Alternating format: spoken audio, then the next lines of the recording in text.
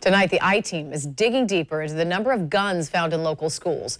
With 3 more discovered this week, we've counted 26 weapons confiscated from Duval County campuses in the past 2 school years. Yeah, nearly every one of them, by the way, was loaded.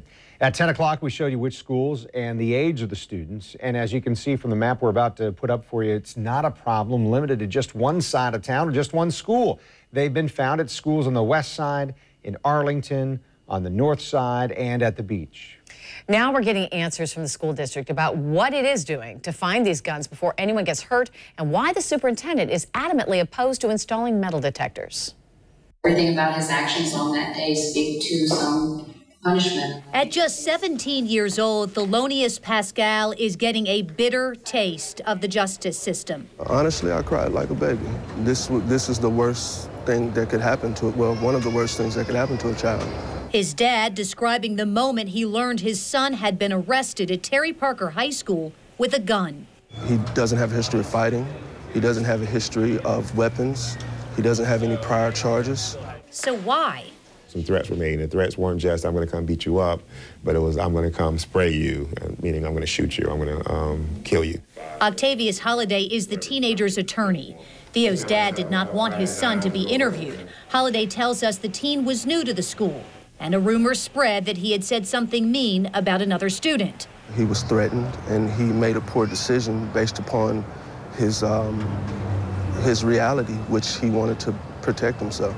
Pascal says he wishes his son had told him sooner.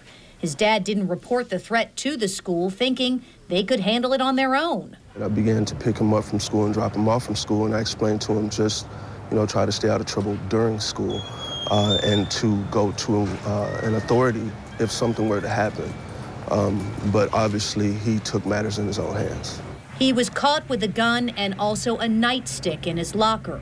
How do you help a student like that who feels that they have to bring a weapon to school just to protect themselves? Well, I think, that story starts with it's still unexcusable and unacceptable to bring a weapon to school. I mean, I think the conversation has to start there.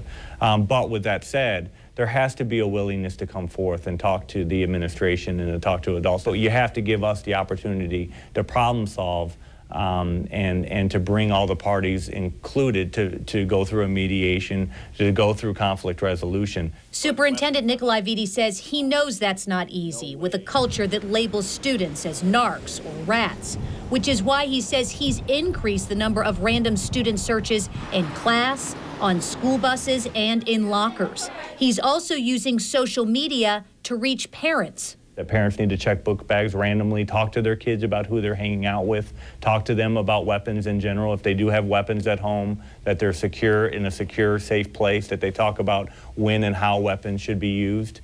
With the 100 black men, and we believe they'll be what they see. Holliday and Vitti say in general, whether it's in a courtroom or a classroom, in their experience, kids who carry a gun are trying to send a message that they're tough. Time and time again, we have students bringing guns to schools, and we have no evidence at all that there was any intention of using the gun in school. More times than not, it's an example of trying to perpetuate a culture of bravadoism or machoism. Maybe so, but Vitti is the first to admit a gun in the wrong hands that falls out during a fight can have horrific consequences.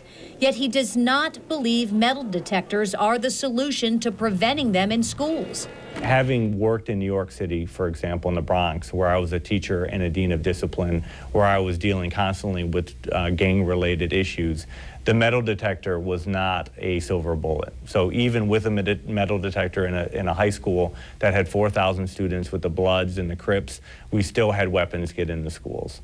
The last thing that I want is the school to feel like a prison. Which is why Dr. Vitti says he believes mentoring and outreach programs for at-risk kids are a better way to prevent guns in schools. But as we heard him say even as early as yesterday in response to this week's discovery of 2 more guns in schools, parents, caregivers, and the community must also be involved. They need to talk to kids about the danger of guns and also teach them how to resolve conflict without a weapon. Now, as for the young man that you saw in our story, Theo, he was expelled from Terry Parker High School and sentenced to probation. Jennifer Waugh, Channel 4, the local station. Well, Jen continues this conversation tomorrow morning with information about mentoring programs offered through the Duval County School District and in the community. How you can sign up your team. That's tomorrow at 7:45. Well, right now on the homepage of news4jax.com, you're going to find an in-depth look at our investigation into young guns. You can follow interactive links to schools where students brought guns to campus. We've also given you access to the arrest reports detailing exactly where and how each gun was found. You are also going to find our full I-Team report, and inside you can hear Duval County Superintendent Dr. Nikolai Vidi's full interview and what's being done to stop this dangerous trend. All of that is right now on news4jax.com.